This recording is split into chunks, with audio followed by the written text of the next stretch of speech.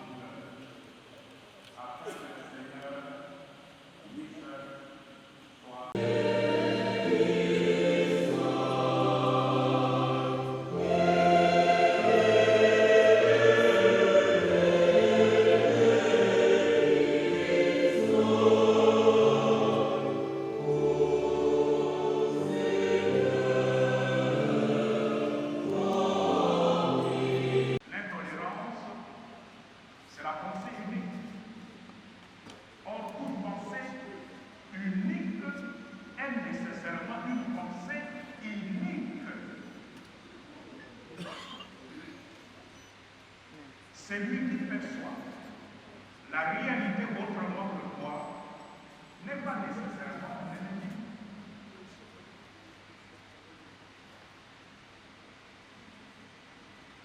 Pourtant, il ne devrait pas en être ainsi entre les frères et sœurs. Même dans une famille, on est frères et sœurs, mais on est différents. Mais cela ne fait pas de nous nécessairement des ennemis à abattre. La jalousie de Caïn, le bon vit au malheur, le bon vit à la violence et au meurtre de son frère. Tous ces sentiments meurtriers trouvent donc leur origine dans le cœur de l'homme, qui devient l'acolyte du Satan, le meurtrier par excellence. C'est dans notre pays aujourd'hui, ce ne sont pas des actes comme ça spontanés, ce sont des actes réfléchis, planifiés et exécutés conformément à une volonté qui a été arrêtée. Bref, tout ceci dans le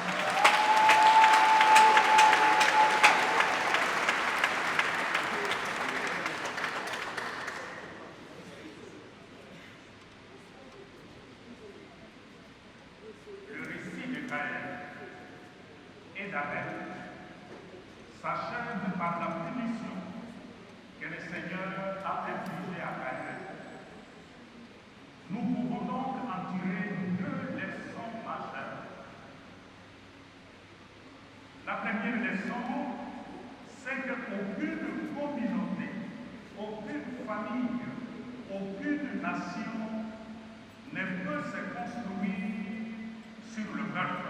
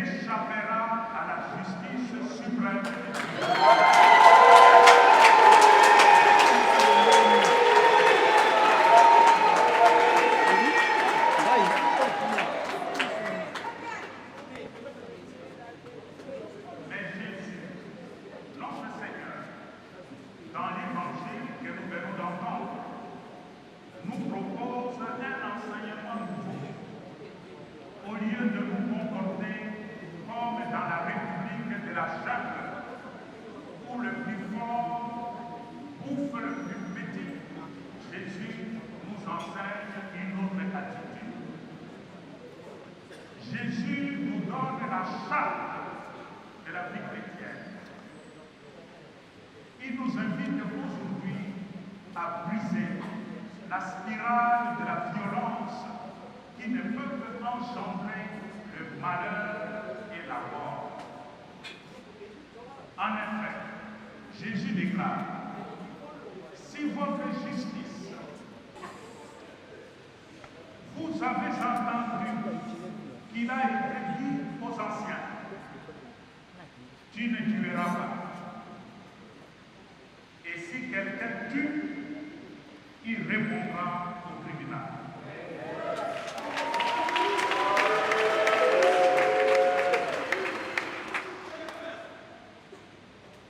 Eh bien, moi, Jésus, je vous dis autre chose. Quiconque se fâche contre son frère, contre sa sœur, en répondra au tribunal. Quiconque insulte son frère, sa sœur, attire sur lui la malédiction. Tu ne tueras pas, ni physiquement, ni verbalement. C'est d'abord Jésus qui renchérit et dit, vous avez entendu qu'il a été dit, œil pour œil, dent pour dent. Ça, c'est la morale dans la jungle. Mais moi, Jésus, je vous dis, n'est pas tenir tête aux méchants. Au contraire, quelqu'un te sonne-t-il un souffle sur la joue droite, quand lui encore l'autre. Quelqu'un te frappe sur la joue droite, quand lui la joue gauche. Matthieu 5, 28 à 29. Voilà, frères et sœurs, un appel à la non-violence et au pardon. Même devant des cas extrêmement révoltants, Jésus ne nous invite pas à la vengeance, à administrer la violence par nous-mêmes contre ceux qui le méritent. Jésus nous appelle plutôt à la non-violence, au retenue, et de nous tourner vers celui qui a la compétence, celui qui a la charge dans la communauté de rendre justice. C'est l'État. Cet appel n'est pas cependant synonyme de la peur et de la résignation. Cela ne signifie pas peur ou résignation. Il est plutôt l'adhésion à la loi et à la volonté divine. Il nous fait plutôt ressembler à Jésus, qui nous demande de pardonner à nos bourreaux. Si donc la justice humaine ne peut s'occuper d'eux, Dieu lui-même s'occupera d'eux inévitablement.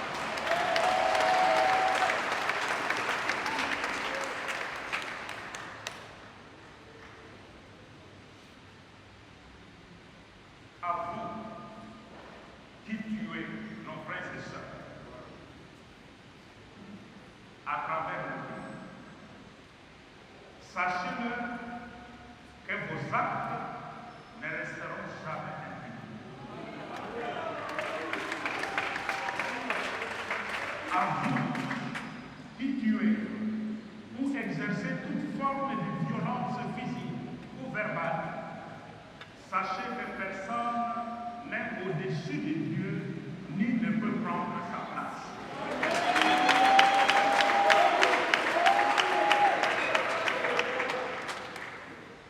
À vous, chère maman Michel Sabou, aux enfants et aux membres de la famille du ministre d'Israël, vous avez certes perdu un être cher, très cher. Il n'y a rien au monde qui peut remplacer ce vide de prière. Perdre un mari, perdre un père, un frère, ça fait très mal.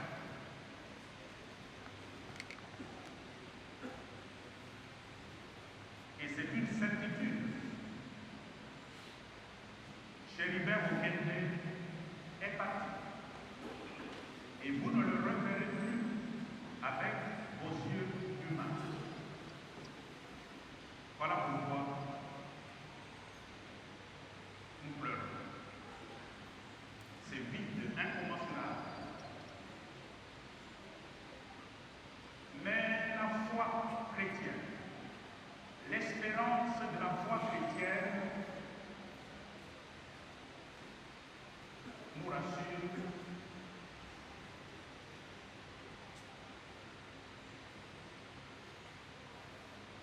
que Chérubin, même mort, il est vivant.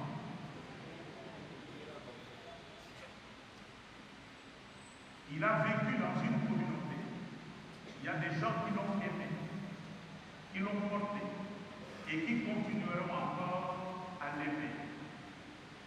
gens qui forment notre communauté seront toujours là, à votre côté, pour vous soutenir. La communauté chrétienne que votre père, votre mari, votre frère a servi avec beaucoup d'abnégation sera toujours votre réconfort pendant le moment difficile.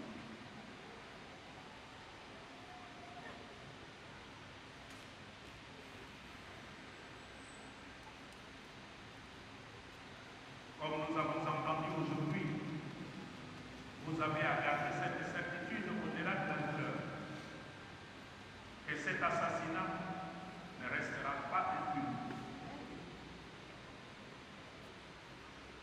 Même s'il n'y a pas de justice humaine, celle de Dieu est incorruptible. Voilà pourquoi, tout en vous présentant mes condoléances le plus attristé, je vous exhorte à l'espérance. Chérubin Okende, votre mari, votre père, votre frère, n'est pas mort. Il est entré dans la vie. Et nous avons la certitude de foi que de là où il est, il nous regarde, il nous entend et il vous soutiendra dans votre pérégrination sur cette terre. Puisse le Dieu de miséricorde accorder son pardon aux auteurs de la violence et de meurtre. Qu'il accueille dans sa demeure éternelle notre frère Chérubin Okende et qu'il accorde la paix et la sérénité à la famille éprouvée et à toutes les personnes de cette mort à toucher de près ou de loin. Amen.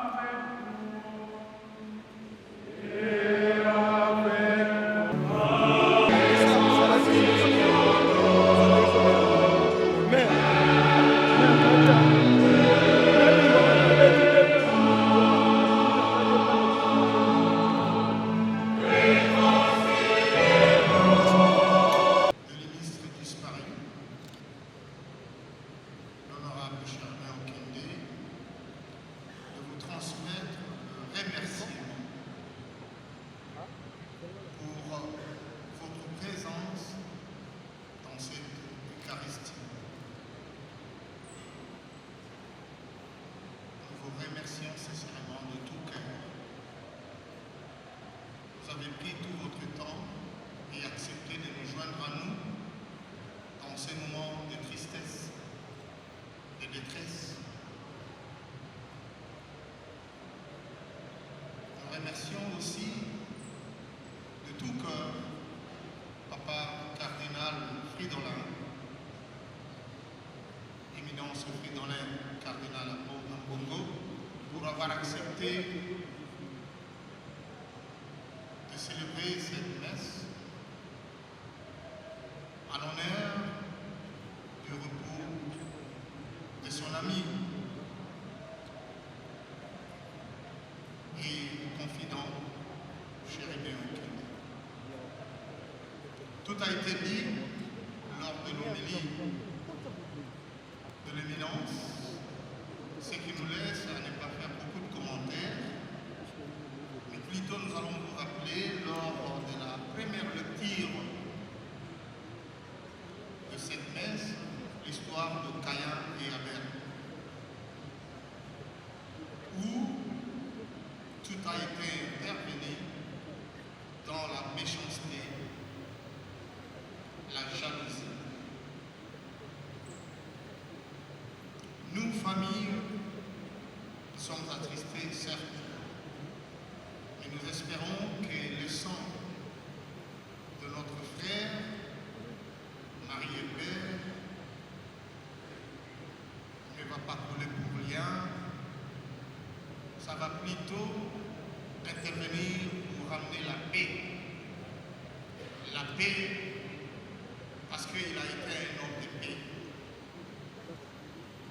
Au même égard que le sang de l'héros national Patrice Emery Lumumba qui avait coulé pour donner la liberté aux Congolais, ainsi que le sang de M. Laurent Désiré Kabila qui avait coulé pour donner la dignité.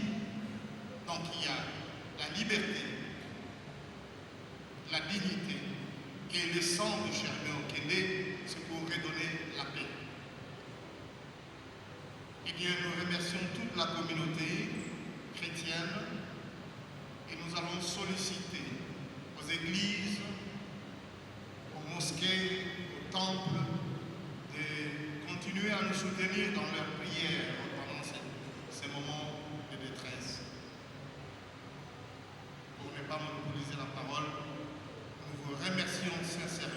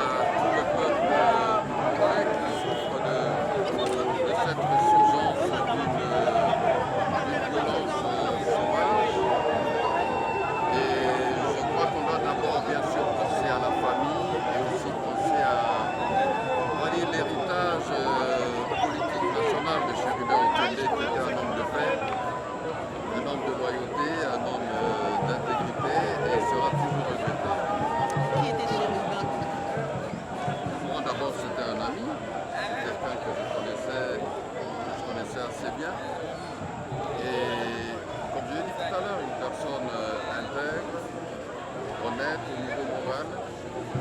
Et c'est vraiment une grande perte et avec une grande détresse que nous le pleurons aujourd'hui et que nous le pleurons aujourd'hui. Quelles leçons tirer de son assassinat, un assassinat brutal d'un député national? Mais d'abord, comme l'a dit le cardinal dans son homélie, cet acte ne restera pas impuni. Vous savez, le sang des innocents crie toujours vengeance. Et la vengeance appartient à l'Éternel. Et je pense que ceux qui, les coupables, nous espérons qu'ils seront démasqués par la justice et qui seront jugés et sanctionnés comme il se doit. Mais voyons aussi qu'à travers ce sacrifice que Chérubin a fait de sa vie, quelque chose va naître. Vous savez, la Bible dit toujours il faut que la graine meure pour que quelque chose puisse naître, et quelque chose va naître. Beaucoup ne croient pas à la justice congolaise. Vous y croyez, vous aussi? Non, moi je crois à la justice. Moi, il n'existe pas de justice congolaise. Il n'existe pas de justice congolaise. Il existe une justice et cette justice-là va prévaloir. Beaucoup demandent des enquêtes d'indépendance, même internationales, avec l'apport d'autres experts internationaux. C'est-à-dire une enquête indépendante de toute influence, quelle que soit.